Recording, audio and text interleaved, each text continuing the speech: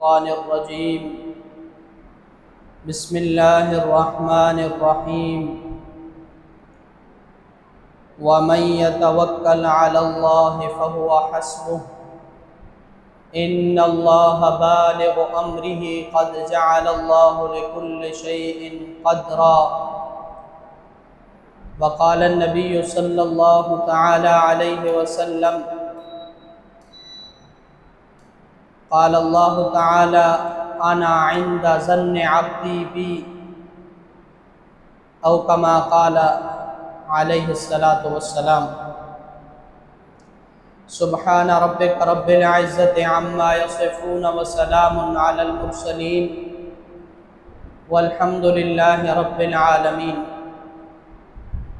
اللهم صل على سيدنا ومولانا محمد وعلى آل سيدنا ومولانا محمد وبارك وسلم.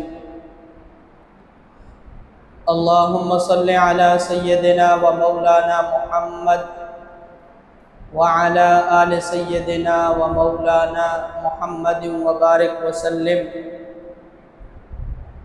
اللهم صل على سيدنا ومولانا محمد وعلى آل سيدنا ومولانا محمد وبارك وسلم. سامعین ذی قدر،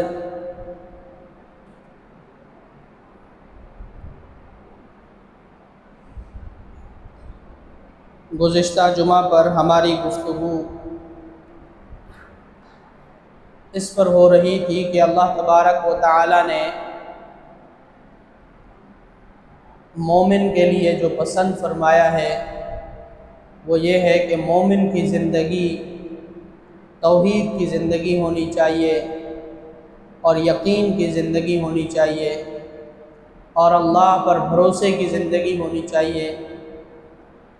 تو دیکھیں اللہ تبارک و تعالی نے قرآن حکیم میں متعدد مقامات پر اپنے بندوں کو فرمایا کہ تم اپنے رب پر یقین رکھو، اور اللہ تبارک و تعالی اس یقین کے بدلے میں تمہاری زندگی کے تمام فکروں کو، تمہاری تمام پریشانیوں کو، تمہارے تمام توہمات کو اللہ تبارک و تعالی دور فرما دیں گے. اللہ تبارک و تعالی نے قرآن حکیم میں ایک جگہ پر ارشاد فرمایا کہ وَمَن يَتَوَكَّلْ عَلَى اللَّهِ فَهُوَ حَسْبُهُ، کہ اے میرے بندے جب تم مجھ پر توکل کر لیتے ہو، جب تم مجھ پر بھروسہ کر لیتے ہو تو پھر میں تمہارے لیے کافی ہو جاتا ہوں. اب جس کے لیے اللہ کافی ہو جائے وہی اللہ جو مسبب الاسباب ہے، جس کے دست قدرت میں یہ پوری دنیا ہے اور پوری دنیا کا انتظام ہے اور تمام اسباب ہیں، اور دلوں کا سکون اور اطمینان اللہ کے ہاتھ میں ہے.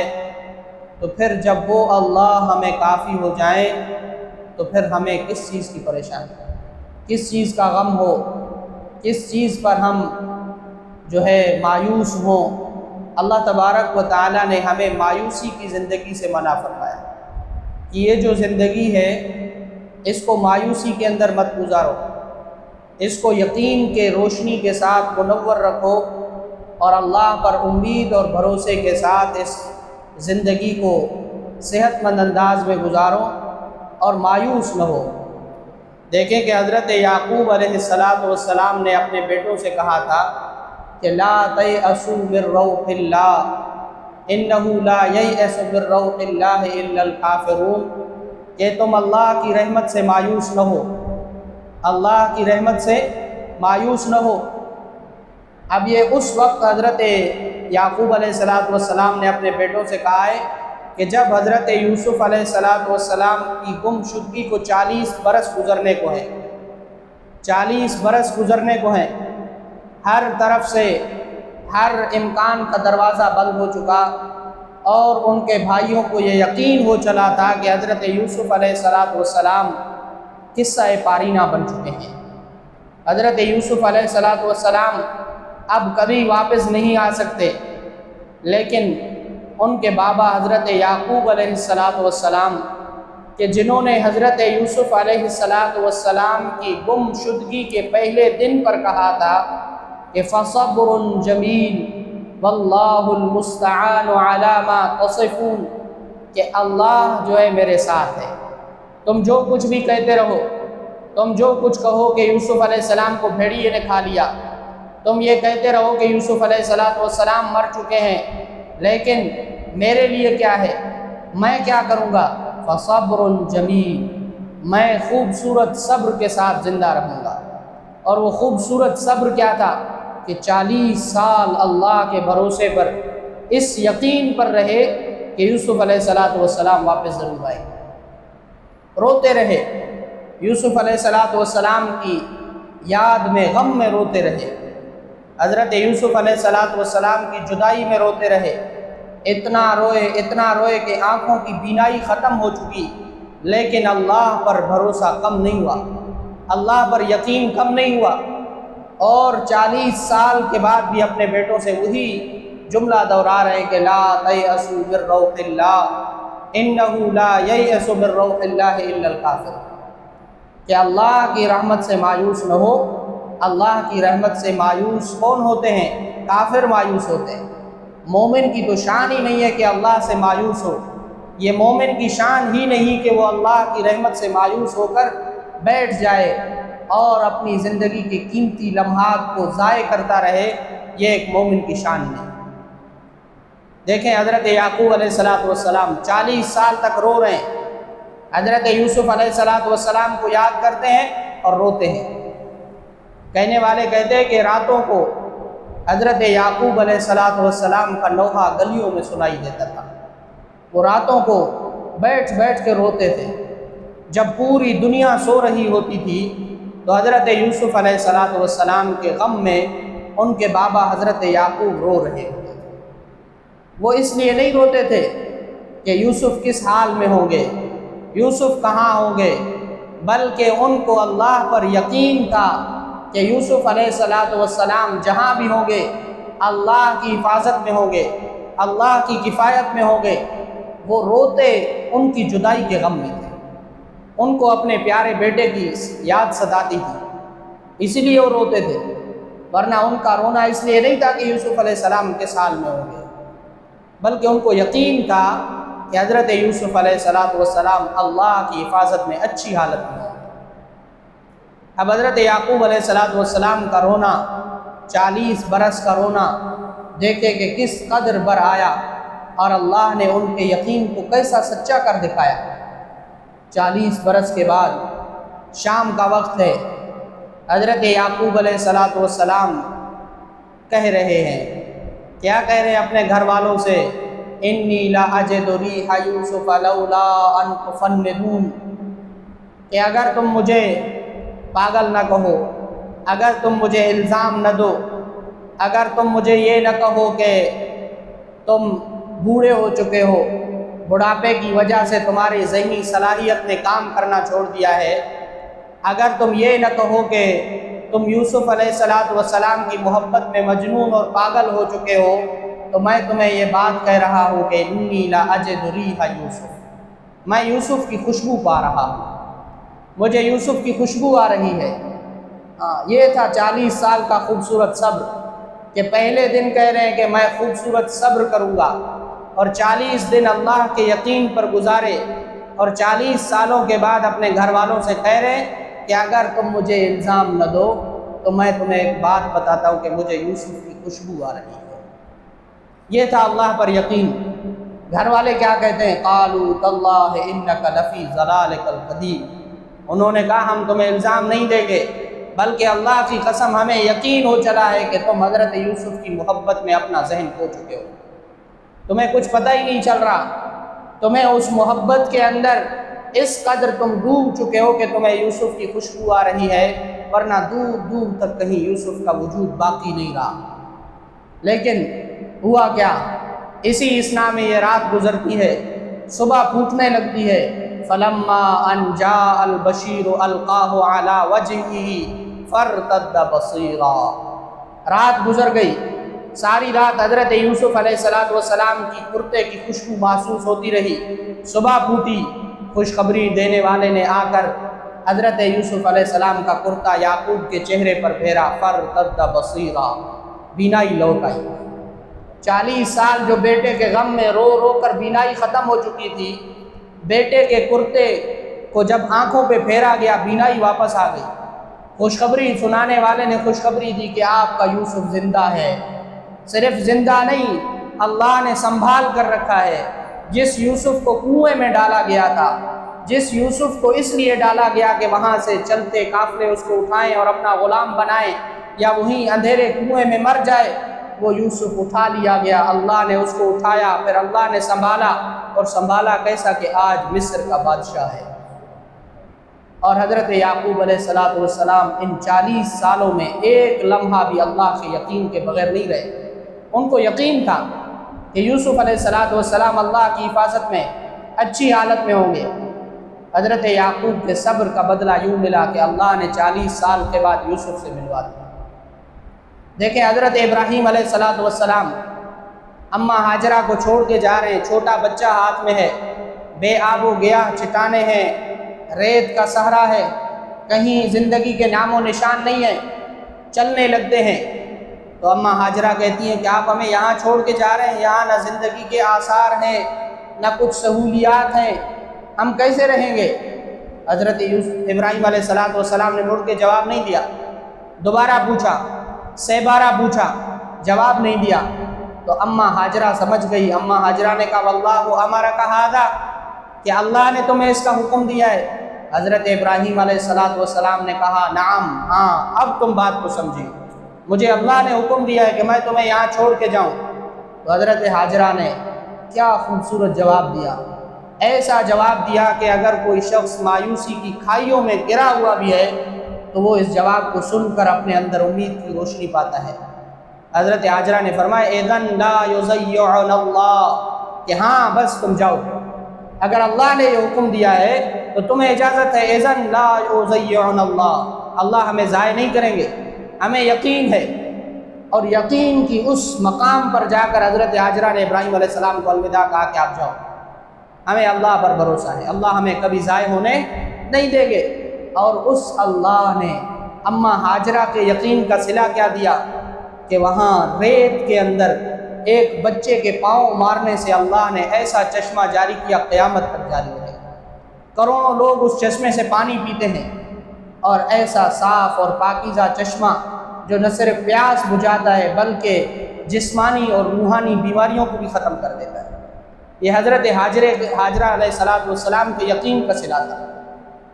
حضرت ایوب علیہ السلام بیماری کی حالت میں ہیں اور جسم میں کیڑے پڑ چکے ہیں، وقت کے پیغمبر ہیں، 13 بیٹوں کے باپ ہیں، اللہ نے اولاد چھین لی، صحت چھین لی، بیماری کے 18 سال گزر گئے، 18 سال گزر گئے، لیکن اللہ فرماتے انی لوجدناہ صابرا، کہ ہم نے ایوب کو صبر کرنے والا پایا۔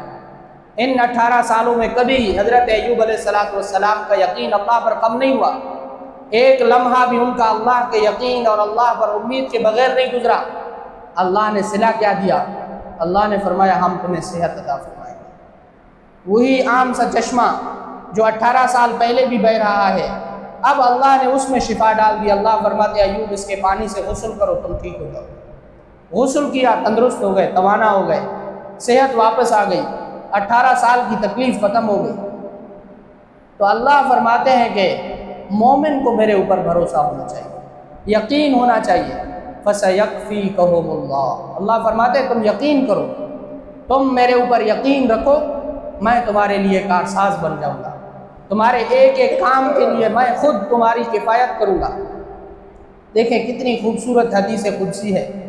امام الانبیاء صلی اللہ علیہ وسلم نے فرمایا کہ انا عند ظن عبدی بی، کہ اے میرے محبوب صلی اللہ علیہ وسلم آپ میرے بندوں کو بتا دیں، آپ میرے بندوں کو بتا دیں کہ میں کیا ہوں، میں کیسا ہوں، میں کس طرح ہوں۔ اللہ فرماتے ہیں انا عند ظن عبدی بی، کہ اے میرے محبوب آپ میرے بندوں کو بتا دیں کہ میں تمہارے گمان جیسا ہوں، میں تمہارے گمان کی طرح ہوں، تم جس طرح مجھے گمان کرتے ہو میں تمہارے لیے اسی طرح ہو جاتا ہوں۔ تمہارا یقین اگر یہ ہو، تمہارا بھروسہ اگر یہ ہو کہ اللہ مجھے دیکھ رہا ہے، اللہ مجھے سن رہا ہے، اللہ میری دعاؤں کو بھی سن رہا ہے، اللہ میرے اوپر آنے والی ہر تکلیف کو بھی دیکھ رہا ہے، تو اللہ فرماتے ہیں میں تمہارے ساتھ ہوں، میں تمہاری تکلیفوں کا ازالہ کر دوں گا، تمہاری دعاؤں کو قبول کر دوں گا، تمہیں مشقتوں سے نکال کر یقین کی روشنی میں لے جاؤں۔ تو اللہ فرماتے کہ میں تمہارے گمان جیسا ہوں، تم مجھے جیسا گمان کرتے ہو میں تمہارے لیے ویسا ہوں۔ اگر تم یقین کے ساتھ مجھے اپنا مشکل کشا مانتے ہو تو میں تمہاری ہر تکلیف کو دور کر دوں گا۔ اگر تم مجھے ہی اپنا مسیحا مانتے ہو، شفا دینے والا مانتے ہو، تو میں تمہیں ہر بیماری سے شفا دے دوں گا۔ اگر تم مجھے ہی اپنا دستگیر مانتے ہو تو میں تمہاری دستگیری کرتا رہوں گا۔ اگر تم مجھے ہی اپنا رزاق مانتے ہو تو حالات جتنے بھی تنگ ہوں میں تمہیں رزق دے کر رہوں گا۔ دیکھیں نبی اکرم صلی اللہ علیہ وسلم نے ارشاد فرمایا کہ لو توکلون علی اللہ حق توکلہ، کہ اگر تم اللہ پر اسی طرح کا توکل کرنے لگو، اللہ پر اسی طرح کا بھروسہ کرنے لگو، حق توکلہ، جو اللہ پر بھروسے کا حق ہے، اگر تم اس بھروسے کا حق ادا کر دو تو اللہ تمہیں کیا کرے گا؟ لَرَزَقَكُمُ اللَّهُ كَرِزْقِ الطَّيْرِ، اللہ تمہیں پرندوں کی طرح کھلائے گا۔ اگر تم اللہ پر بھروسہ کرنے لگو، اور بھروسہ کیسا ہو؟ حق توکلہ، اللہ پر بھروسے کا حق ادا کرو۔ اور اللہ پر بھروسے کا حق کیا ہے؟ کہ ہمیں اسباب پر نظر نہیں ہونی چاہیے، اللہ پر نظر ہو۔ جب ہم نے اللہ پر یقین کر لیا تو پھر ہمیں یہ نہیں سوچنا چاہیے کہ یہ کیسے ہوگا۔ ہاں، ہم اللہ پر بھروسہ کرتے ہیں، یقیناً کرتے ہیں، لیکن پھر بعد میں طرح طرح کے وہم بھی ہمارے دل میں آ جاتے ہیں۔ ہم بھروسہ تو کر لیتے ہیں لیکن پھر سوچتے ہیں یار یہ تو بڑا مشکل کام ہے، کیسے ہوگا؟ یہ تو بڑا ناممکن سی بات لگ رہی ہے مجھے، کیسے ہوگی؟ یہ جو فلاں چیز جس کا میں سوچ رہا ہوں یہ تو میرے وہم و گمان کے بھی قریب نہیں ہے، یہ کیسے ملے گی؟ یہ اللہ کے بھروسے کے خلاف ہے۔ جب ہم نے اللہ پر بھروسہ کر لیا ہے تو ہمیں اب یہ نہیں سوچنا چاہیے کہ یہ کیسے ہوگا، کس طرح ہوگا، کب ہوگا۔ بس اللہ نے ایک وقت مقرر کر دیا ہے ہمارے لیے، ہمیں اللہ پر یقین ہونا چاہیے، وہ بات جس قدر بھی ہمیں مشکل لگ رہی ہو اللہ کے لیے سہل ہے۔ دیکھیں ہم دعا کیا مانگتے ہیں، ہم کیا دعا مانگتے ہیں؟ رسول اللہ صلی اللہ علیہ وسلم نے ہمیں کیا دعا سکھائی؟ اللہم لا سہل الا ما انت تسہلہ، کہ اے پروردگار ہمارے لیے کوئی بھی چیز آسان نہیں ہے، ہمارے لیے کوئی بھی چیز آسان نہیں ہے، الا ما انت تسہلہ، جب تک کہ آپ اس کو آسان نہ کر دیں۔ دیکھیں جس چیز کو ہم مشکل سمجھ رہے ہیں، جس چیز کو ہم سمجھ رہے ہیں کہ یہ بہت مشکل ہے، اس کو سہل کرنے والی ذات کون سی ہے؟ اللہ کی ہے۔ جن چیزوں کو ہم آسان سمجھ رہے ہیں وہ بھی ہمارے لیے آسان نہیں ہے۔ دیکھیں ہم صبح اٹھتے ہیں، ہم سمجھتے ہیں کہ یہ اٹھنا ہمارے اپنے ہاتھ میں ہے، ہم یہ سمجھتے ہیں کہ جب ہم نیند سے اٹھتے ہیں تو ہمارے اختیار میں ہے، ہمارے لیے آسان ہے۔ ہم جب اٹھ کر پانی کا گلاس ہاتھ میں اٹھاتے ہیں تو ہم یہ سمجھتے ہیں کہ یہ میں اپنی طاقت سے اٹھا رہا ہوں، اور جب گلاس اٹھا کر ہم منہ پر رکھتے ہیں تو ہم یہ سمجھتے ہیں کہ منہ کے ذریعے سے یہ پانی آنتڑیوں میں جو ہم لے جا رہے ہیں یہ ہم اپنے ارادے سے لے جا رہے ہیں، یہ آسان کام ہے۔ اور پھر جب یہ پانی ہمارے آنتڑیوں میں جاتا ہے، معدے میں حل ہوتا ہے، پھر گردوں سے ہوتا ہوا پیشاب کی نالی سے نکلتا ہے، تو ہم سمجھتے ہیں کہ یہ آسان ہے۔ لیکن اگر در حقیقت دیکھیں تو ان سب چیزوں میں اللہ کا ارادہ ہے، اور یہ سب چیزیں اسی طرح مشکل ہے جس طرح ہمیں کوئی عام مشکل نظر آ رہی ہوتی ہے، مگر یہ کہ اللہ نے ہمارے لیے اس کو آسان کر دیا ہے، ان کو اللہ نے آسان کیا ہے۔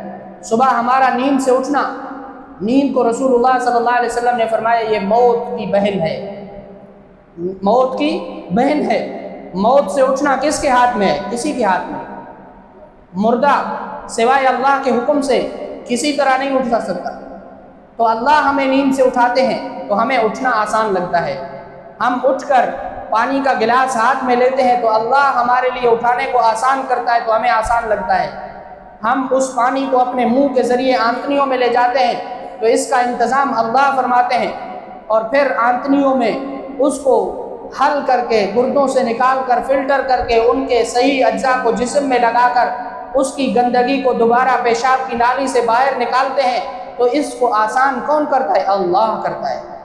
تو جب یہ چھوٹے چھوٹے کام جن کو ہم سمجھ رہے ہیں کہ یہ آسان ہے، یہ آسان نہیں ہوتے، اللہ ان کو آسان کرتا ہے۔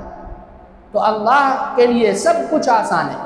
تو جب ہم اللہ پر بھروسہ کرتے ہیں تو ہمیں یہ بھروسہ کامل رکھنا چاہیے کہ یہ کب ملے گا، کیسے ملے گا، یہ ہمیں نہیں سوچنا چاہیے، کیونکہ امام الانبیاء صلی اللہ علیہ وسلم نے کیا فرمایا کہ لو انتم توکلون علی اللہ حق توکلہ لرزقکم کرزق الطیور، کہ اللہ تمہیں ایسے رزق دے گا جیسے پرندوں کو دیتا ہے۔ پرندوں کو دیکھو صبح کیا ہوتے ہیں؟ بھوکے ہوتے ہیں، بھوکے نکلتے ہیں، صبح اپنے گھونسلوں سے اٹھتے ہیں تو ان کے پاس خوراک کا انتظام نہیں ہوتا، پانی کا انتظام نہیں ہوتا، بس اٹھتے ہیں، اللہ کا ذکر کرتے ہیں اور کسی سمت چل پڑتے ہیں اس یقین پر کہ اللہ ہمیں رزق دے گا، اور شام کو جب لوٹتے ہیں تو ان کے پیٹ بھرے ہوئے ہوتے ہیں، ان کے پاس جمع کا انتظام نہیں ہوتا، ان کے پاس کل کے رکھنے کے لیے کوئی انتظام نہیں ہوتا، پیٹ ان کا بھرا ہوا ہوتا ہے اور وہ اللہ کا شکر ادا کرتے ہوئے واپس آتے ہیں۔ تو اب ہم یہ سمجھتے ہیں کہ وہ تو پرندے ہیں، ان کو تو ضرورت نہیں ہے۔ بھائی ان کی بھی زندگی ہے، ان کی بھی حیات ہے، وہ بھی پانی کے بغیر زندہ نہیں رہ سکتے، وہ بھی رزق کے بغیر زندہ نہیں رہ سکتے۔ اللہ نے حیات کا شعور ان کو بھی دیا ہے، ان کی بھی بنیادی ضروریات میں سے ہے کہ وہ چیزوں کو اکٹھا کریں، لیکن وہ اللہ کے یقین پر رہتے ہیں۔ انسان کے لیے کیا ہے کہ انسان نے موہوم مستقبل کی فکر میں اپنے آج کے سکون کو برباد کر لیا ہے۔ اگر ہم اپنی اپنی زندگی کا جائزہ لیں تو ہم میں سے 100 میں سے 99 لوگ ہم وہ ہیں کہ جن کو اللہ نے آج کی فکر سے آزاد کیا ہوا ہے، لیکن ہم کل کی فکر میں گھلے جا رہے ہیں۔ دیکھیں امام الانبیاء صلی اللہ علیہ وسلم نے کیسی خوبصورت بات ارشاد فرمائی کہ من تصبح منکم، کہ تم میں سے جس نے بھی صبح کی اس حالت میں معافن فی جسدہ، اس کو جسم میں کوئی بیماری لاحق نہیں ہے، وہ صبح اٹھا ایسی حالت میں اٹھا کہ اس کو کوئی بیماری نہیں ہے، صحت کی سلامتی کے ساتھ اٹھا ہے، اور یوجد قوت یومہ، اس کے پاس آج کے کھانے کا انتظام موجود ہے، اور وہ اپنے گھر میں بغیر کسی خوف کے موجود ہے، نہ اس کو کسی دشمن کا خوف ہے، نہ اس کے پاس آج کے کھانے کی کوئی فکر ہے، اور نہ اس کو جسم میں کوئی بیماری ہے۔ رسول اللہ صلی اللہ علیہ وسلم نے فرمایا جس کو یہ 3 چیزیں حاصل ہو گئیں لقد حزتہ دنیا، گویا اس کے لیے پوری دنیا سمیٹ دی گئی ہے، بس اس کے لیے پوری دنیا سمیٹ دی گئی ہے، اس کو پوری دنیا حاصل ہو چکی ہے جس کو صبح اٹھتے ہوئے یہ 3 چیزیں حاصل ہوں۔ اب آپ اور میں اپنا جائزہ لیں کہ ہم جب صبح اٹھتے ہیں تو ہمیں یہ تینوں چیزیں حاصل ہوتی ہیں۔ اب ہم اپنے گھر میں ہوتے ہیں بغیر کسی دشمن کے خوف کے، ہمیں کوئی اللہ نے بیماری ہمارے اوپر مسلط نہیں کی، اور اس دن کی فکر ہمیں لاحق نہیں ہوتی، لیکن اس کے باوجود ہم آج جو یقینی ہے اللہ نے جو ہمیں دن دیا ہے، یعنی جس دن میں ہم نیند سے اٹھے ہیں یہ یقینی دن ہے، ہمارے کھاتے میں ہمیں مل چکا ہے، ہماری زندگی میں اللہ نے ہمیں دے دیا ہے۔ اب اس موجود دن میں ہم خوش رہ سکتے ہیں، اس موجود دن میں ہم اللہ کا شکر ادا کر سکتے ہیں، اس موجود دن میں ہم اللہ کا بہت سارا ذکر کر سکتے ہیں، اس موجود دن میں ہم بہت سارے لوگوں کی خوشیوں کا سبب بن سکتے ہیں، اس موجود دن میں ہم اپنے محبوب رسول اکرم صلی اللہ علیہ وسلم پر بہت سارے درود پڑھ سکتے ہیں، اس دن میں ہم بہت ساری خوشیاں منا سکتے ہیں، لیکن ہمارے آج کی خوشیوں کو برباد کر دیا ہے کس نے؟ مستقبل کی فکر۔ سارا دن ہمارا سرگردان ہے، سارا دن ہم پریشان ہیں کہ فلاں کام کیسے ہوگا، فلاں کیسے ہوگا، فلاں کیسے ہوگا، اور اس آج کے دن میں حاصل ہونے والی نعمتوں سے ہم لطف اندوز نہیں ہو رہے۔ یہ نعمتوں کی ناقدری ہے۔ اللہ تبارک و تعالیٰ نے ہمیں آج کا دن دیا ہے، اور آج کے دن ہمیں جو نعمتیں دی ہیں ہم ان نعمتوں سے لطف اندوز ہوں۔ یہ نعمتیں اللہ نے ہمیں اسی لیے دی ہیں کہ ہم ان سے مزہ اٹھائیں، ہم ان سے لطف اندوز ہوں۔